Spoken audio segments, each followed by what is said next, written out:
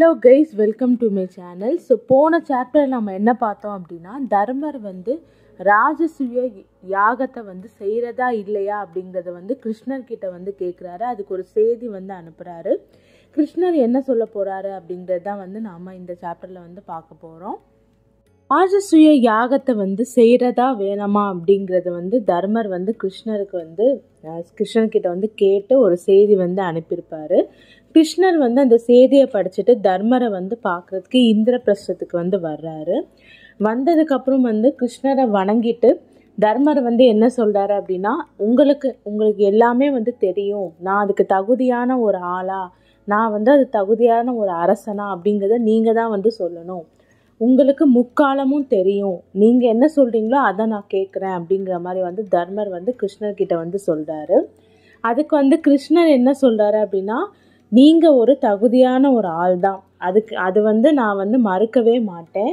ஆனால் வந்து நீங்கள் வந்து அந்த ராஜசூய யாகத்தை செய்யணும் அப்படின்னா, ஒரு அரசரை நீங்கள் இன்னும் வெல்லாமல் இருக்கீங்க, அவரை வந்து நீங்கள் வென்றதுக்கு அப்புறம் தான் நீங்கள் இந்த யாகத்தை செய்யணும் அப்படிங்கிற மாதிரி வந்து அவர் சொல்கிறாரு. அதுக்கப்புறம் வந்து தர்மர் வந்து கேட்குறாரு, யார் அந்த அரசன் அப்படிங்கிற மாதிரி. அந்த அரசருடைய பேர் என்ன அப்படின்னா ஜராசந்தன். அவர் வந்து என்ன சொல்கிறாரு கிருஷ்ணர் அப்படின்னா, அவர் வந்து மகாதேவர்கிட்ட, அதாவது சிவன்கிட்ட வந்து பெரிய வரம் வந்து வாங்கி ரொம்ப வந்து சக்தியும் வலிமையும் அவர்கிட்ட நிறைய இருக்குது. அந்த சக்தியும் வலிமையும் அவர் வந்து பெற்றனால சிவபெருமானுக்கு வந்து காணிக்கை செலுத்த அவர் வந்து 100 அரசர்களை வந்து கைது பண்ணி அவர் வந்து சிவபெருமானுக்கு வந்து காணிக்கை வந்து செலுத்துறதா வந்து வேண்டியிருக்காரு. இப்போ வந்து 86 அரசர்களை வந்து அவர் வந்து வென்று சிறைப்பிடிச்சு சிறையில் வந்து அடைச்சிருக்காரு. இன்னும் வந்து 14 அரசர்களை வந்து அவர் வென்றுட்டாரா அப்படின்னா அவர் வந்து சிவபெருமானுக்கு வந்து காணிக்கை செலுத்திடுவார். அப்படி செலுத்தினாரு அப்படின்னா அவரை யாராலையும் தோற்கடிக்கவே முடியாது அப்படிங்கிற மாதிரி வந்து கிருஷ்ணர் சொல்கிறாரு. நீங்கள் வந்து ராஜசூய யாகத்தை செய்யணும் அப்படின்னா ஜராசந்தனை ஃபஸ்ட்டு வந்து வெல்லணும். அவனை வந்து நீங்கள் போர் சென்று வென்றால் மட்டும்தான் உங்களால் வந்து அந்த யாகத்தை வந்து செய்ய முடியும்.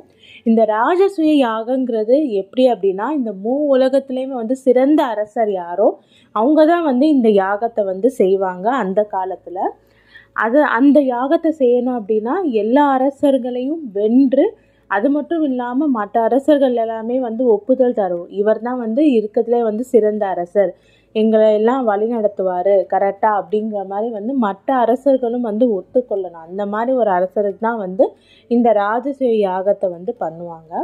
கிருஷ்ணர் வந்து இப்படி சொல்லிடுறாரு, ஜராசந்தனை நீங்கள் வந்து தோக்கடிச்சா மட்டும்தான் உங்களால் வந்து இந்த ராஜசூய யாகத்தை வந்து செய்ய முடியும், அப்போ தான் நீங்கள் வந்து முழு தகுதி பெறுவீங்க அப்படின்னு சொல்லிட்டு தர்மர்கிட்ட வந்து கிருஷ்ணர் வந்து சொல்லிடுறாரு. தர்மர் வந்து ரொம்ப வந்து அதிர்ச்சி அடைகிறாரு. என்ன அப்படின்னா, நீங்கள் வந்து கிருஷ்ணர், நீங்கள் வந்து மனித உருவில் இருக்க ஒரு கடவுள், உங்களாலே வந்து ஜராசந்தனை வந்து எதிர்க்க முடியலை அப்படின்னா என்னால் எப்படி எதிர்க்க முடியும் அப்படிங்கிற மாதிரி வந்து தர்மர் வந்து கேட்குறாரு. அவர் வந்து யமனையே வந்து வென்றவர் அப்படின்னு நீங்கள் சொல்கிறீங்க, அவரை வந்து ஜெயிக்க முடியாதுன்னு சொல்கிறீங்க, அவருக்கு அவ்வளோ வலிமை இருக்குது, சிவபெருமான் வந்து அவருக்கு வந்து கொடுத்துருக்கதா நீங்கள் சொல்கிறீங்க, அப்போ என்னால் மட்டும் எப்படி ஜெயிக்க முடியும் அப்படின்னு சொல்லிட்டு தர்மர் வந்து கேட்குறாரு.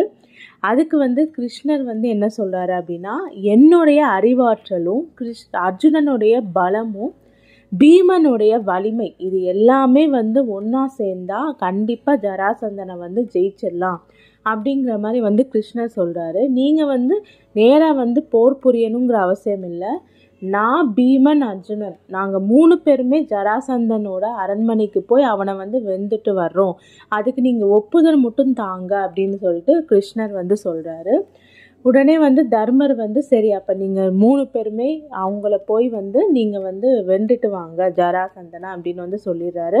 அது மட்டும் இல்லாமல் ஒரு நல்ல அரசனுக்கு என்ன அழகு அப்படின்னா, அவர் வந்து ஏற்கனவே வந்து 86 அரசர்களை வந்து சிறைப்பிடிச்சு வச்சிருக்காரு. ஸோ அந்த 86 அரசர்களையும் வந்து விடுவிக்கிறனால நம்ம வந்து ஒரு நல்ல அரசனாக வந்து எல்லாருமே வந்து என்னை பாராட்டுவாங்க, அதையும் நம்ம செய்யணும் அப்படிங்கிற மாதிரி வந்து தர்மர் சொல்கிறாரு. 3 பேருமே வந்து ஜராசந்தனை வந்து ஜெயிச்சுட்டு அந்த அரசர்களையுமே வந்து விடுவிச்சுட்டு வாங்க அப்படின்னு சொல்லிட்டு தர்மர் வந்து சொல்லிட்டு அனுப்புகிறாரு. இப்போ அர்ஜுனன், பீமன், கிருஷ்ணர் 3 பேருமே வந்து ஜராசந்தனை நோக்கி அவருடைய நாட்டுக்கு வந்து போகிறாங்க. கிருஷ்ணர், அர்ஜுனன், பீமன் 3 பேருமே வந்து நேர் வழியில் வந்து அந்த நாட்டுக்கு போகாமல், அதாவது நுழைவாயில் வந்து ஒரு நாட்டுக்கு வந்து நிறைய நுழைவாயில் வந்து இருக்கும். அதில் வந்து நேராக இருக்க நுழைவு வாயில் வழியாக அவங்க போகாமல் பின்னாடி ஒரு மலைக்கு பின்னாடி இருக்க ஒரு நுழைவாயிலை வந்து அவங்க வந்து அது வழியாக வந்து போகணும் அப்படின்னு சொல்லிட்டு கிருஷ்ணர் வந்து சொல்கிறாரு.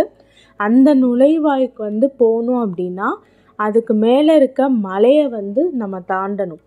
இந்த நாடு எந்த நாடு அப்படின்னா மகதா. நம்ம வந்து ஹிஸ்ட்ரியில் கூட நிறைய படிச்சிருப்போம் மகதா கிங்டம் அப்படின்னு சொல்லிட்டு. அந்த நாட்டை வந்து ஆண்டவர் தான் இந்த ஜராசந்தன் அப்படிங்கிற ஒரு மன்னன்.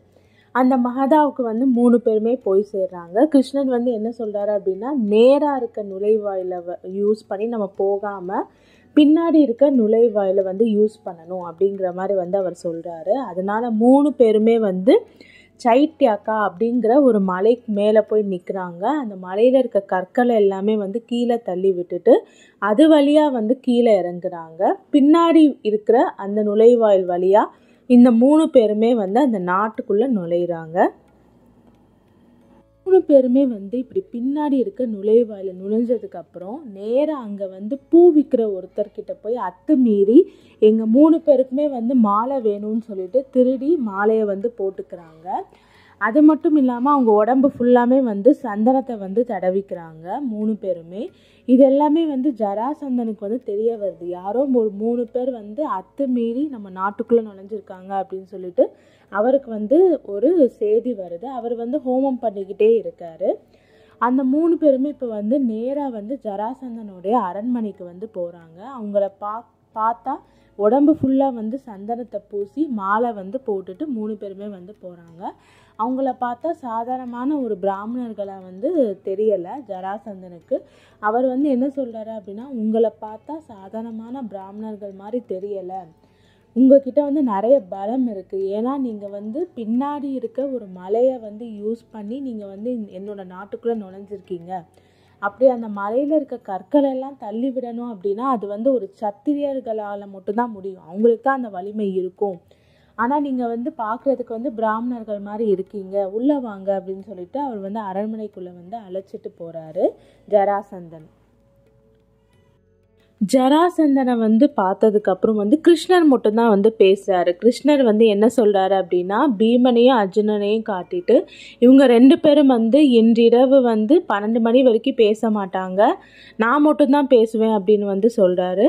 அதனால் ஜராசந்தன் வந்து அவங்க 2 பேர்ட்டையும் பேசாமல் இவங்க 3 பேரும் தங்குறதுக்கு ஏற்பாடு செஞ்சுட்டு 12 மணி ஆனதுக்கப்புறம் அவங்க 3 பேர்ட்டையும் பேசுகிறதுக்கு வந்து ஜராசந்தன் வந்து வர்றாரு. வந்ததுக்கப்புறம் வணக்கம் வந்து ஃபஸ்ட்டு சொல்கிறாரு ஜராசந்தன். அவர் சொன்னதுக்கப்புறம் உடனே வந்து அர்ஜுனனும் பீமனும் வாங்க கிளம்பலாம் அப்படின்னு சொல்லிட்டு அந்த இடத்த விட்டு போகிறாங்க. அதுக்கு வந்து ஜராசந்தன் வந்து கேட்குறாரு, நான் வந்து ஏன் நீங்கள் வந்து எனக்கு எந்த ஒரு ஆசீர்வாதமும் பண்ண மாட்டேங்கிறீங்க, நான் வந்து பேசக்கூட மாட்டேங்கிறீங்க என்கிட்ட, நான் என்ன தப்பு பண்ணேன் அப்படிங்கிற மாதிரி வந்து ஜராசந்தன் வந்து கேட்குறாரு. அதுக்கு வந்து கிருஷ்ணர் என்ன சொல்கிறாரு அப்படின்னா, நாம் வந்து உங்களோட நாட்டில் வந்து நேர் நுழைவாயில் வழியாக வந்தால் தான் உங்களுடைய நண்பர்கள்னு அர்த்தம். நாங்கள் வந்து பின்புறமாக இருக்க நுழைவாயில் வந்து வந்திருக்கோம். அதனால் நாங்கள் வந்து இந்த நாட்டோட எதிரிகள், உங்களோட எதிர்த்து சண்டை போடுறதுக்கு வந்திருக்கோம் அப்படின்னு சொல்லிட்டு வந்து கிருஷ்ணர் வந்து சொல்கிறாரு. அதுக்கு ஜராசந்தன் வந்து, நான் என்ன தப்பு பண்ணேன், எனக்கு தெரிஞ்ச நீங்கள் 3 பேர் யாருன்னே எனக்கு தெரியலை, நான் ஏன் வந்து உங்களுக்கு எந்த ஒரு தீங்குமே செய்யலை, ஏன் கூட நீங்கள் ஏன் சண்டை போடணும்னு நினைக்கிறீங்க அப்படிங்கிற மாதிரி வந்து அவர் வந்து கேட்குறாரு.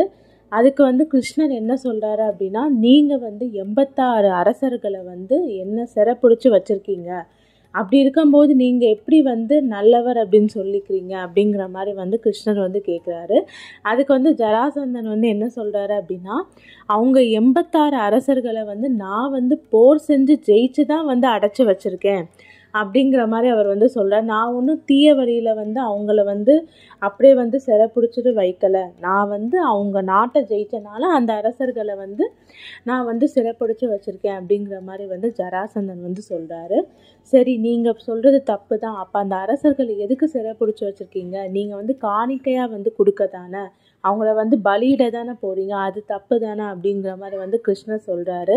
சொன்னதுக்கப்புறம் நான் வந்து யாதவ குலத்து இளவரசன் கிருஷ்ணன், இவங்க 2 பேருமே வந்து பாண்டுவோடைய பசங்க, பீமனும் அர்ஜுனன் அப்படின்னு சொல்லிட்டு அவர்கிட்ட வந்து சொல்கிறாரு. வந்து தாங்க 3 பேருமே யாரா அப்படிங்கிறத வந்து சொல்லிட்டு என்ன சொல்கிறாரு அப்படின்னா, ஒன்று எங்கள் 3 பேரோட நீங்கள் சண்டை போட்டு ஜெயிக்கணும், இல்லாட்டி நீங்கள் அடைச்சி வச்சுருக்க அந்த 86 அரசர்களை வந்து விடுவிக்கணும், உங்களுக்கு 2 வழி தான் அப்படிங்கிற மாதிரி வந்து சொல்கிறாரு. அதை கேட்டு ஜராசந்தன் வந்து நான் எவ்வளோ கஷ்டப்பட்டு 86 அரசர்களை வந்து சிறைப்பிடிச்சி வச்சுருக்கேன், அவ்வளோ ஈஸியாக வந்து அவங்கள வந்து என்னால் விடுவிக்க முடியாது, நான் வந்து போருக்கு தயார் அப்படிங்கிற மாதிரி வந்து அவர் வந்து சொல்கிறாரு. சரி, அப்படின்னா எங்கள் 3 பேரில் வந்து யார் உங்கள் கூட வந்து சண்டை போடணும் அப்படிங்கிற மாதிரி வந்து கிருஷ்ணர் கேட்குறாரு. வந்து என்ன சொல்கிறாரு அப்படின்னா, நீங்கள் 3 பேரும் சேர்ந்து என் கூட வந்து சண்டை போட போகிறீங்களா, இல்லை தனித்தனியாக வந்து சண்டை போட போகிறீங்களாங்கிறது நீங்கள் தான் சொல்லணும் அப்படிங்கிற மாதிரி வந்து அவர் சொல்கிறாரு. அதுக்கு வந்து கிருஷ்ணர் வந்து எங்கள் 3 பேரில் யாரு கூட நீங்கள் சண்டை போடணும் முதல்ல அப்படிங்கிறத நீங்களே வந்து முடிவு பண்ணிக்கோங்க அப்படிங்கிற மாதிரி வந்து ஜராசந்தன் கிட்ட வந்து சொல்லிடுறாரு. அதுக்கு ஜராசந்தன் வந்து பீமனை பார்த்து, பீமன் தான் எனக்கு ஏற்ற ஆள் மாதிரி இருக்காரு பார்க்குறதுக்கு, அதனால நான் அவர் கூட தான் ஃபஸ்ட்டு சண்டை போடுவேன் அப்படிங்கிற மாதிரி வந்து ஜராசந்தன் வந்து பீமனை வந்து சண்டைக்கு கூப்பிடுறாரு. கிருஷ்ணருக்கு முன்னாடியே தெரியும் ஜராசந்தனை வந்து வீழ்த்தணும் அப்படின்னா அது கண்டிப்பாக பீமனால் தான் முடியும் அப்படிங்கிறது. ஏன்னா வந்து நம்ம வந்து இதில் வந்து பார்த்துருப்போம், திரௌபதியோட சுயம்பரத்தில் அதுலேயும் வந்து ஜராசந்தன் வந்து கலந்துக்க வந்திருப்பார். அப்போ வந்து ஜராசந்தனை வந்து பீமன் சண்டை போட்டு ஜெயிச்சிருப்பாரு. அதனால வந்து கிருஷ்ணனுக்கு முன்னாடியே தெரியும் பீமனால் வந்து கண்டிப்பாக ஜராசந்தனை ஜெயிச்சிட முடியும் அப்படின்னு சொல்லிட்டு.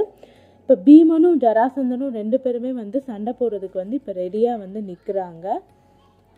பீமனும் ஜராசந்தனும் 2 பேருமே வந்து கடுமையாக வந்து சண்டை போடுறாங்க. 2 பேருமே வந்து அடிச்சுக்கிறாங்க, கால் வந்து உடைச்சிக்கிறாங்க, தலையை வந்து இடிச்சுக்கிறாங்க. கிட்டத்தட்ட இந்த சண்டை வந்து 14 நாட்கள் வந்து போயிட்டுருக்கு. 14வது நாள் வந்து பீமன் வந்து ஜராசந்தனோட வந்து சண்டை போட்டு ஜெயிச்சிடுறாரு. அவரோட உடம்ப 2ஆக வந்து உடைச்சிடுறாரு. இந்த சண்டையில் கடைசி வந்து ஜராசந்தனை வந்து பீமன் வந்து ஜெயிச்சிடுறாரு. ஜராசந்தனை ஜெயிச்ச கையோட கிருஷ்ணர், அர்ஜுனர், பீமன் 3 பேருமே வந்து ஜராசந்தனுடைய தேரில் நேராக போய் சிறையில் இருக்க எல்லா அரசர்களையுமே வந்து விடுவிச்சிடுறாங்க. அது மட்டும் இல்லாமல் கிருஷ்ணர் வந்து என்ன சொல்கிறாரு அப்படின்னா, உங்கள் எல்லாருமே வந்து விடுவிச்சது யாரை அப்படின்னா, யாரோட கட்டளையின்படி நாங்கள் இங்கே வந்தோம் அப்படின்னா தர்மரோட கட்டளைப்படி தான். நீங்கள் வந்து அவரை வந்து உங்கள் எல்லாருக்குமே வந்து பேரரசராக நீங்கள் ஏற்றுக்க தயாரா அப்படிங்கிற மாதிரி வந்து கிருஷ்ணர் கேட்குறாரு. அதுக்கு எல்லா அரசர்களும் வந்து ஒப்புதல் வந்து தர்றாங்க. அது மட்டும் இல்லாமல் கிருஷ்ணர் வந்து என்ன சொல்கிறாரு அப்படின்னா, தர்மர் வந்து ராஜசூய யாகத்தை செய்யணுங்கிற விரும்புகிறாரு. அவரை வந்து நீங்கள் எல்லாரும் சேர்ந்து வழி நடத்தணும் அப்படிங்கிறது வந்து கிருஷ்ணர் சொல்கிறாரு. எல்லா அரசர்களுமே வந்து அதுக்கு வந்து ஒப்புக்கொள்கிறாங்க. விடுவிச்ச அரசர்கள் எல்லாருமே வந்து கிருஷ்ணர், அர்ஜுனர், பீமர் எல்லாருமே வந்து அவங்கவுங்க நாட்டுக்கு வந்து அனுப்பி விட்டுறாங்க. அனுப்பி விட்டதுக்கப்புறம் இந்த ஜராசந்தனோட பையனான சகாதேவன்கிறது வந்து ஜராசந்தனோட பையனோட பேர். நம்ம வந்து பாண்டவர்களில் ஒருவரான சகாதேவனோட வந்து நம்ம வந்து கன்ஃபியூஸ் ஆக வேணாம். ஜராசந்தனோட பையனோட பேரும் வந்து சகாதேவன். அவரை வந்து என்ன பண்ணுறாரு அப்படின்னா, கிருஷ்ணர் வந்து மகதாங்கிற ஒரு அந்த கிங்டமுக்கு வந்து அரசனாக வந்து அறிவிச்சிடுறாரு. ஏன்னா வந்து ஜராசந்தன் வந்து இறந்து போனனால அவரோட பையனான சகாதேவனை வந்து கிருஷ்ணர் வந்து அடுத்த அரசராக வந்து அறிவிச்சிடுறாரு. பீமன், அர்ஜுனன், கிருஷ்ணன் 3 பேருமே வந்து இப்போ இந்திரபிரஸ்தத்துக்கு வந்து திரும்பி வர்றாங்க. திரும்பி வந்ததுக்கப்புறம் தர்மர்கிட்ட வந்து சொல்கிறாங்க, நாங்கள் வந்து ஜராசந்தனை வந்து ஜெயிச்சிட்டோம் அப்படின்னு சொல்லிட்டு. இப்போ வந்து தர்மர் என்ன பண்ணுறாரு அப்படின்னா, அவருடைய 4 தம்பிமார்களை வந்து கூப்பிட்டு எல்லாருமே வந்து ஒவ்வொரு திசையுமே வந்து அனுப்பி விட்டுறாரு. அந்த திசையில் இருக்க எல்லா அரசர்களையுமே வந்து வென்றுட்டு வர சொல்கிறாரு அவர். அதனால் வந்து கிட்டத்தட்ட பாண்டவர்கள் வந்து இந்த உலகத்தில் இருக்க முக்கால்வாசி அரசர்களை வந்து அவங்க வந்து வெந்துடுறாங்க. இப்போ வந்து யார் அப்படின்னா தர்மர் வந்து ராஜசூய யாகத்தை வந்து செய்கிறதுக்கு முழு தகுதியை வந்து அடைகிறாரு. இந்த சாப்டரில் வந்து நம்ம வந்து ஜராசந்தனை எப்படி வந்து கிருஷ்ணர், அர்ஜுனர், பீமன் வந்து வீழ்த்தினாங்க அப்படிங்கிறத வந்து பார்த்தோம். அடுத்த சாப்டரில் வந்து ராஜசூய யாகத்தை வந்து தர்மர் வந்து செய்ய போகிறாரு. அந்த யாகத்தை செய்யும் போது என்ன மாதிரியான பிரச்சனைகள் வருது அப்படிங்கிறத வந்து பார்க்க போகிறோம். தொடர்ந்து மகாபாரத கதையை கேட்குறதுக்கு என்னோட சேனல் லைக் பண்ணுங்கள், கமெண்ட் பண்ணுங்கள், சப்ஸ்கிரைப் பண்ணுங்கள்.